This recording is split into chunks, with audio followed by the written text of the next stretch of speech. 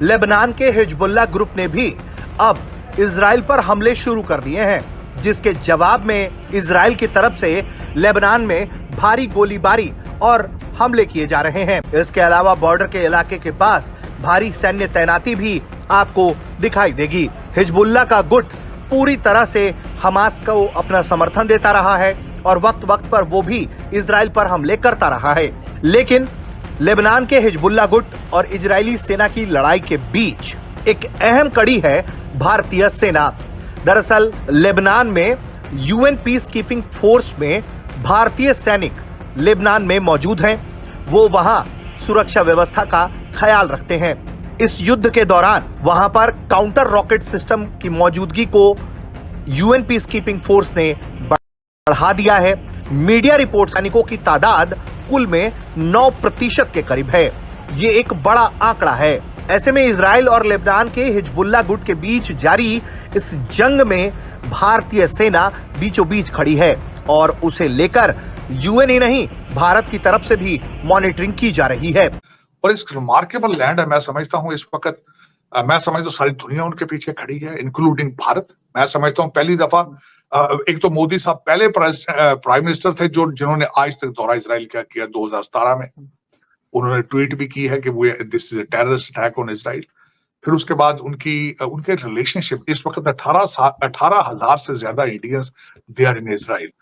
उनके जो रिलेशनशिप को कहा जाता है 3D इस तरीके से कि कहते हैं डिफेंस, डायमंड और ड्रिप इरिगेशन। और उसमें जो 18,000 इंडियन है उनमें सबसे ज्यादा वहां पे नर्सिंग केयर वाले जो एल्डर हैं इजराइल के लोग, उनकी टेक केयर के लिए। दूसरे नंबर पे ऊपर जो डायमंड ट्रेडर हैं या डायमंड टेक्निकल लोग हैं। और तीसरे नंबर पे जो टेक के लोग हैं, क्योंकि इस वक्त इजराइल की सबसे बड़ी जो उनका निच है कि वहां पे जो नए आईटी के स्टार्टअप्स होते हैं सारे इजराइल से शुरू होते हैं। तो मैं समझता हूँ उन्होंने कहा है भारत के अंदर भी कई उसको सपोर्ट की जा रही है। उनका रिलेशनशिप उनके साथ 1950 में उन्होंने इजराइल को तस्लीम किया था, लेकिन 1992 तक उन्होंने उसको डिप्लोमेटिक रिलेशनशिप नहीं शुरू किए थे, लेकिन रिलेशनशिप उन्होंने शुरू किए और उसके बाद दे moving forward matter of fact since long time.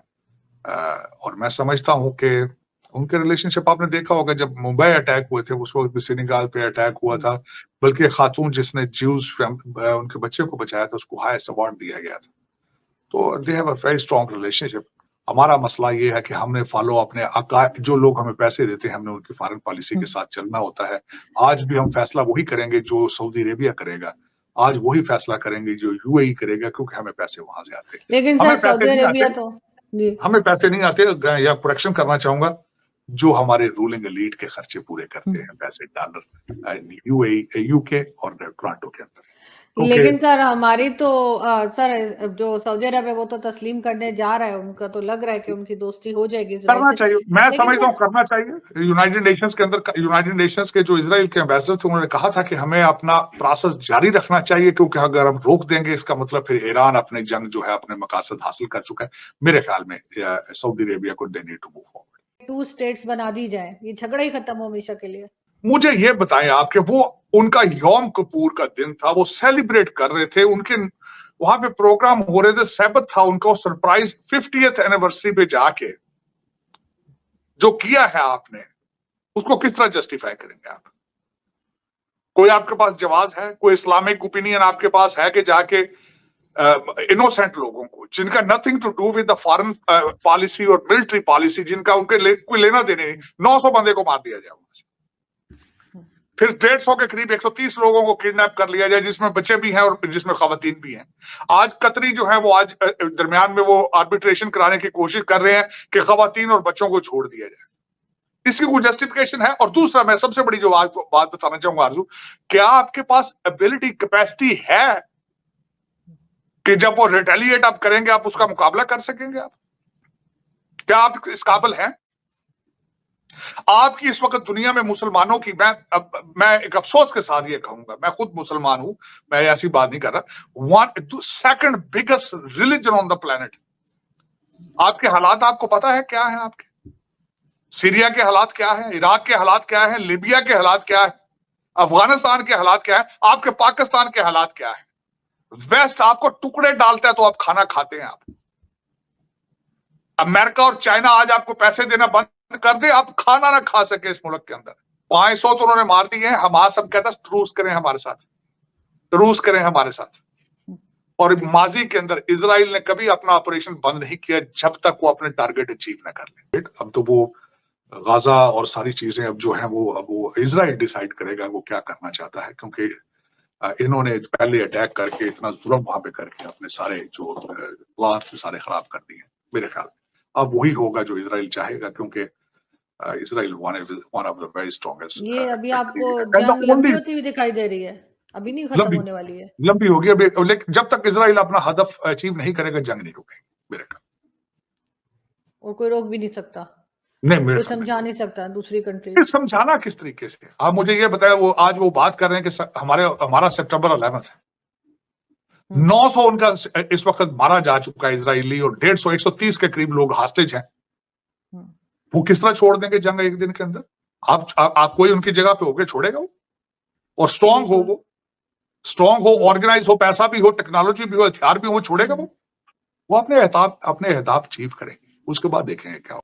Hamas की जानिब से हमला किया गया है इसराइल पर, फिर इसराइल ने जवाबी कार्रवाई की है और अब इसराइल की जवाबी कार्रवाई बहुत ज्यादा होती जा रही है। उन्होंने घेर लिया है गाजा को और बोल रहे हैं नो इलेक्ट्रिसिटी नो फूड, और इसी सब में बाइडेन भी साथ दे रहा है इसराइल का, और सबसे बड़ा सपोर्ट जो इसराइल को मिल रहा है वो है भारत का।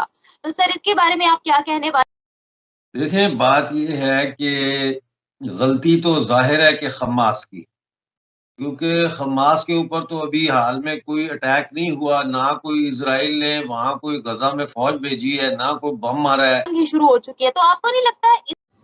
हेलो दोस्तों, स्वागत है आपका इंडिया पाकिस्तान न्यूज़ चैनल में। तो दोस्तों, जैसे कि आपने वीडियो में देखा, आइए जानते हैं वीडियो के बारे में। दोस्तों, इजराइल और फिलिस्तीन के बीच आतंकी संगठन हमास के बीच जंग जारी है। हमास ने शनिवार को इजराइल पर हमले के साथ इस जंग की शुरुआत की थी, जिसमें सैकड़ों इजरायली नागरिक मारे गए हैं और हजारों घायल हैं। इसी बीच इजराइल के दूत ने भारत के समर्थन पर बात की है। फिलिस्तीन के आतंकी संगठन हमास के इजराइल पर हमले और फिर इजराइल के पलटवार से मध्य पूर्व में भारी अस्थिरता फैल गई है। हमास के हमलों को लेकर भारत और में इजरायली राजदूत नाओर गिलोन ने कहा कि उनके देश को भारत से एक मजबूत समर्थन की जरूरत होगी। उन्होंने कहा, भारत एक प्रभावशाली देश है और वो आतंकवादी की चुनौती को समझता है। गिलोन ने कहा, हमास ने बिना किसी वजह से हमला शुरू किया और इजराइल उसे अस्वीकार करता है। उन्होंने कहा, इजराइल इस चुनौती से खुद निपटेगा, अपराधियों को और सजा देगा। शनिवार से ही गाजा से हमास आतंकी हमले कर रहे हैं, जिसमें 600 से अधिक इजरायली मारे गए हैं और 2000 से अधिक घायल हो गए हैं। वहीं फिलिस्तीनी अधिकारियों ने बताया कि इजराइल के जवाबी हमलों में गाजा पट्टी में लगभग 200 लोग मारे गए हैं। गिलोन ने कहा, हमारे देश को हमारे भारतीय मित्रों की बहुत मजबूत समर्थन की आवश्यकता होगी। भारत दुनिया में एक बहुत ही प्रभावशाली देश है। यह आतंकवाद की चुनौती को समझता है, इस संकट को भली भांति जानता है। इस समय बेहद जरूरी है कि हमें वो सब करने की क्षमता दी जाए जिससे हमास अपना अत्याचार जारी नहीं रख पाए।